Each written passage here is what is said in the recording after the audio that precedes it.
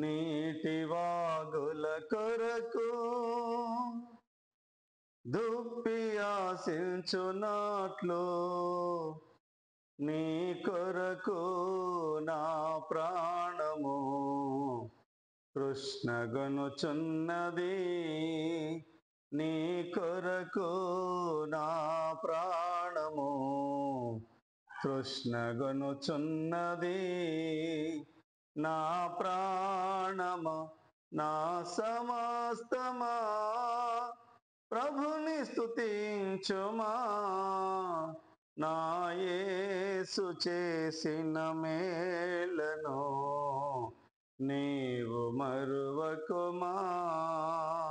నా యేసు చేసిన మేలను నీవు మరువకుమా. నా ప్రాణమా నా సమస్తమా. పరిశుద్ధ గ్రంథంలో నుంచి కొన్ని లేఖన భాగాలను మన ఆరాధన నిమిత్తమై ధ్యానం చేసుకుందాం. కీర్తనల గ్రంథము 42వ అధ్యాయంలో ఉన్నటువంటి కొన్ని వచనాల ఆధారంగా దేవుని వాక్యాన్ని మనం ధ్యానం చేసుకుందాం. మొదటి 2 వచనాలు 3 వచనాలు నేను చదువుతున్నాను, దయచేసి విందాం. దుప్పి నీటివాగుల కొరకు ఆశపడినట్లు దేవా నీ కొరకు నా ప్రాణము ఆశపడుచున్నది. నా ప్రాణము దేవుని కొరకు తృష్ణగొనుచున్నది. జీవము గల దేవుని కొరకు తృష్ణగొనుచున్నది. దేవుని సన్నిధికి నేనెప్పుడు వచ్చేదెనో, ఆయన సన్నిధిని నేనెప్పుడు కనబడేదెనో. నీ దేవుడు ఏమాయనని వారు నిత్యము నాతో అనుచుండగా రాత్రింబగళ్ళు నా కన్నీళ్లు నాకు అన్నపానములాయనో. దేవుడు తన పరిశుద్ధ మాటలను మన వినికిడిలో దీవించునుగాక.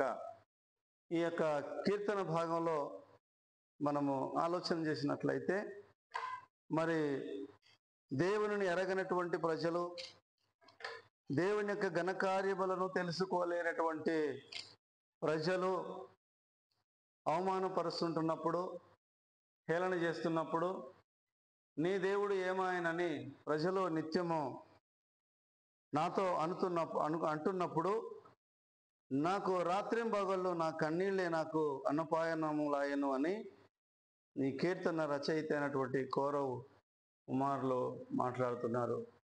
నిజంగా కొన్ని పర్యాయాలు సమాజంలో దేవుని వాక్యానికి వ్యతిరేకులైనటువంటి వారి ఎడల అవమానకరమైనటువంటి సూటిపోటి మాటలు మన జీవితంలో మనం ఎదుర్కొంటాం. నీ దేవుడు ఏం చేసినాడు, నీ దేవుడు ఏమాయను, నీ దేవుడు ఎందుకు కాపాడలేదు, నీ దేవుని కార్యాలు ఏమైనాయి అని సూటిపోటి మాటల చేత శత్రువు మనల్ని అవమానపరుస్తుంటున్నప్పుడు చూడండి, ఈ భక్తుడు ఏం చేస్తున్నాడంటే రాత్రింబవళ్ళు దేవునికి కన్నీటితో మొరపెడుతున్నాడు.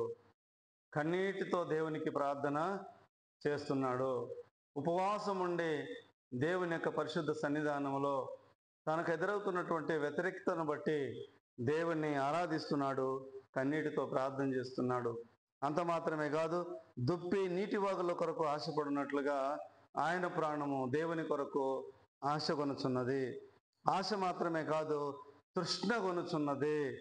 జీవము గల దేవుని సన్నిధికి నేనెప్పుడు వచ్చేదనా, ఆయన సన్నిధిలో నేనెప్పుడు కనబడేదను అని ఆశ కలిగి తృష్ణ కొని దేవుని యొక్క సన్నిధిని ఆశపడుతున్నాడు. దుప్పి నీటి వాగుల కొరకు ఆశపడినట్లుగా తన దాహం తీర్చుకోవడానికి, తన ఆకలి తీర్చుకోవడానికి దుప్పి నీటి వాగుల దగ్గరికి వస్తూ ఉంటుంది. ఆ నీటి వాగుల దగ్గర ఆ దుప్పికి ఒక ప్రమాదము మరి పొంచి ఉన్నది. ఒక ప్రాణాపాయకరమైన పరిస్థితులు పొంచి ఉన్నాయి. ఎప్పుడైతే ఈ దుప్పి పచ్చిక బయళ్లలో గడ్డి తిని దాహం తీర్చుకోవడానికి నీటి వాగుల దగ్గరికి వచ్చినప్పుడు వాటిని వేటాడడానికి ఆ నీటి వాగున ఒడ్డులో మరి ఆ చెట్ల పొదల చాటున ఎదుగో సింహాలు కానీ పులులు కానీ ఆ దుప్పిని వేటాడేటువంటి జంతువులు అక్కడ పొంచి ఉంటాయి. అంత మాత్రమే కాదు, ఆ నీటి లోపల కూడా ఇదిగో మొసళ్ళు దుప్పిని వేటాడి తినడానికి సిద్ధంగా ఉంటాయి. ఎన్ని రకాల ప్రమాదాలు, అపాయాలు ఈ దుప్పి నీటి వాగుల దగ్గరికి వచ్చినప్పుడు పొంచి ఉన్నప్పటికీ కూడా దుప్పి తన దాహాన్ని తీర్చుకోవడానికి నీటి వాగుల దగ్గరికి వస్తుంది, తన దాహాన్ని తీర్చుకుంటుంది. ఒకవేళ శత్రువు దాడి చేసినా చాకచక్యంగా తప్పించుకొని మరలా తన పరివారంలో కలుసుకుంటుంది. అదేవిధంగా ఈ లోకంలో మన కొరకు ఎన్నో అపాయాలు పొంచి ఉన్నాయి. ఈ లోకంలో నువ్వు నీతిగా యథార్థంగా దైవవాక్యానుసారంగా నువ్వు జీవిస్తుంటున్నప్పుడు అనేక అపాయాలు, ప్రమాదాలు నీ జీవితంలో పొంచి ఉండవచ్చు. కానీ నీవు దేవుని యొక్క సన్నిధికి వచ్చి నీ ఆకలి తీర్చుకోవాలి, దేవుని సన్నిధికి వచ్చి నీ దాహం తీర్చుకోవాలి, దేవుని సన్నిధికి వచ్చి ఆ జీవము గల దేవుని యొక్క పాద సన్నిధిలో నీవు ఆత్మతో, శక్తితో, పూర్ణ బలముతో నీవు దేవుని ఆరాధించాలి. లోకంలో అపాయాలు ఎన్ని పొంచి ఉన్నా, లోకములో నిందలు ఎన్ని నీ కొరకు పొంచి ఉన్నా, నిన్ను నిందించేవారు, అవమానపరిచేవారు సూటిపోటి మాటల ద్వారా నీ గుండె గాయాలు చేస్తున్నా, నీవు రావాల్సింది దేవుని సన్నిధికి. జీవము గల దేవుని యొక్క సన్నిధిలో నీవు చేరి ఆయనని నీవు ఆరాధించి ఘనపరచాలి. చూద్దాం, ఇక్కడ 4వ వచనంలో ఇంకొక మంచి మాట రాసి ఉంది. సంతోషము కలిగి స్తోత్రములు చెల్లించుచు నేను దేవుని మందిరమునకు వారిని నడిపించిన సంగతిని. సంతోషము కలిగి స్తోత్రములు చెల్లించుచు దేవుని మందిరమునకు నేను నడిచిన లేక ఇతరులు నడిపించిన సంగతిని విని, సంతోషము కలిగి దేవుని సన్నిధిలో, సంతోషము కలిగి ఆయన యొక్క పాద సన్నిధికి చేరిన సంగతి. చూడండి, పరిశుద్ధ లేఖనాలలో ఇంకొక మాట రాయబడి ఉన్నది. ద్వితీయోపదేశకాండం 16వ అధ్యాయము 11వ వచనాన్ని నేను చదువుతున్నాను. ద్వితీయోపదేశకాండం 16వ అధ్యాయం 11వ వచనం. అప్పుడు నీవును నీ కుమారుడును నీ కుమార్తెయును నీ దాసుడును నీ దాసి అయిన నీ గ్రామములో ఉన్న లేవీయులు, నీ మధ్యనున్న పరదేశులను, తల్లిదండ్రులు లేని వారును, విధవరాండ్రును, నీ దేవుడైన యెహోవా తన నామమును స్థాపించుటకై ఏర్పరచుకొను స్థలమున నీ దేవుడైన యెహోవా సన్నిధిని నీవు సంతోషించవలెను. 12వ వచనం కూడా చదువుకుందాం. నీవు ఐగుప్తులో దాసుడవై ఉండిన సంగతిని జ్ఞాపకం చేసుకొని ఈ కట్టడలను ఆచరించవలెను. దేవునికి వందనాలు. ఐగుప్తులో మనము దాసులమై ఉండగా, అనగా పాపమునకు దాసులమై ఉండగా, శపించబడినటువంటి పరిస్థితులలో ఎదుగో మనము జీవించి ఉండగా ఆ సంగతిని జ్ఞాపకం చేసుకోవాలి. ప్రభు దగ్గరికి మనం రాక మునుపు, ప్రభు మనల్ని దర్శించక మునుపు ఏ విధంగా పాపముల చేత శపించబడినటువంటి అనుభవంలో రోగగ్రస్తులమై, వ్యాధిగ్రస్తులమై ఏ విధంగా పడి ఉన్నామో ఆ స్థితిని జ్ఞాపకం చేసుకొనొచ్చు. ఏ దినమున ప్రభు యొక్క సన్నిధినికి నీవు చేరి, ప్రభువు నీకు ఇచ్చిన రక్షణను బట్టి, ప్రభువు నీకు ఇచ్చినటువంటి వాగ్దానములను బట్టి, ప్రభువు నీకు దయచేసిన తన కృపలన్నింటిని బట్టి జ్ఞాపకం చేసుకొనొచ్చు. నీ దేవుడైన యెహోవా నామమును స్థాపించుటకై ఏర్పరచుకొనిన స్థలమునకు నీ దేవుడైన యెహోవా సన్నిధిలో నీవు సంతోషించాలి.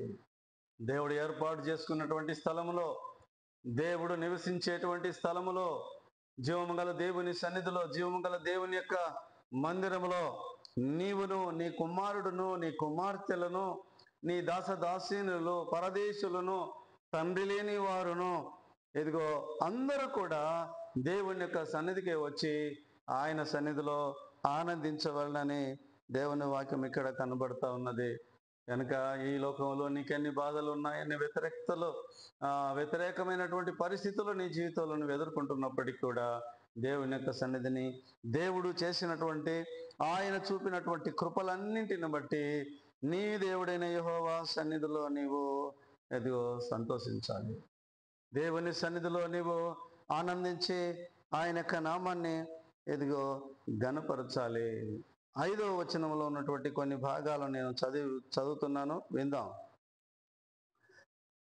నా ప్రాణమా నీవేళ కృంగి ఉన్నావు, నాలో నీవేళ తొందరపడుచున్నావు, దేవుని యందు నిరీక్షణ ఉంచుము, ఆయనే నా రక్షణకర్త అనియో నా దేవుడు అనియో చెప్పుకొనుచు ఇంకను నేను ఆయనను స్తుతించేదను.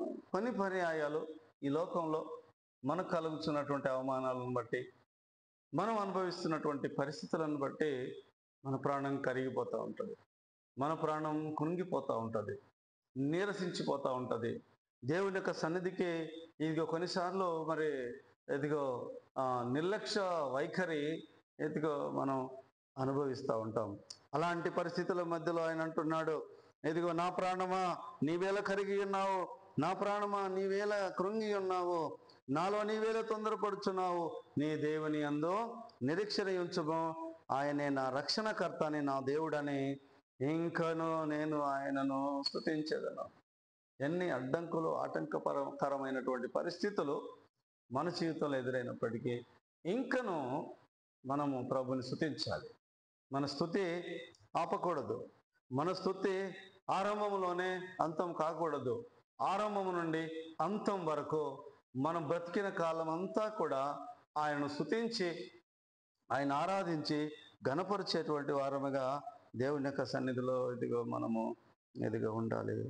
ఇంకొక వాక్య భాగాన్ని చూసుకుందాం. యోబు గ్రంథం 15వ అధ్యాయం 13వ అధ్యాయము 15వ వచనములో ఈ విధంగా రాయబడినది. యోబు గ్రంథం 13వ అధ్యాయము 15వ వచనం, ఇదిగో ఆయన నన్ను చంపినను నేను ఆయన కొరకు కనిపెట్టుచున్నాను, ఆయన సన్నిధిని నా ప్రవర్తన న్యాయమని రుజువు పరుతును. దేవుని దాసుడైన దేవుని సేవకుడైనటువంటి యోబు చక్కటి మాట ఇక్కడ మాట్లాడుతున్నాడు. ఇదిగో ఆయన నన్ను చంపినను నేను ఆయన కొరకే కనిపెడతాను. ఆయన నా జీవితంలో ఎలాంటి కష్టాలు, ఎలాంటి బాధలు, ఎలాంటి ఇబ్బందికరమైన పరిస్థితులు నా జీవితంలో ఆయన అనుమతించినప్పటికీ కూడా చివరికి నన్ను ఆయన చంపినప్పటికీ కూడా నేను ఆయన కొరకే కనిపెడతాను. నా ప్రాణం ఆయన కొరకే కనిపెడుతున్నది. నా ప్రాణం జీవము గల దేవుని సన్నిధిని వెదుకుతున్నది. నా ప్రాణం జీవము గల దేవుని దర్శించుటకు, నా ప్రాణం దుప్పి నీటి వాగుల కొరకు ఆశపడినట్లుగా నా ప్రాణం ఆశపడుచున్నది, నా ప్రాణము తృప్తి పొందుచున్నది. గనుక దేవుని బిడ్డలారా, యోబు యొక్క భక్తి చూడాలి. నన్ను చంపినను ఆయన కొరకే నేను కనిపెడతా, ఆయన సన్నిధిని నా ప్రవర్తన న్యాయమని రుజువు చేసుకుంటా. ఆయన సన్నిధిలో నీ ప్రవర్తన చాలా ప్రాముఖ్యం. నువ్వు ఉంటున్నట్టు కుటుంబంలో, నువ్వు ఉంటున్నటువంటి సమాజంలో, నీవు జీవిస్తున్న జీవిత యొక్క విధానం, నీ విశ్వాస పరిమాణం, నీ నిరీక్షణ పరిమాణం, ఇదంతా కూడా దేవుని యొక్క సన్నిధిలో నీ ప్రవర్తన ఎదిగో మరి రుజువు పడవలసినటువంటి పరిస్థితులు ఉంది. నీ ప్రవర్తన న్యాయమైనదిగా ఉండాలి.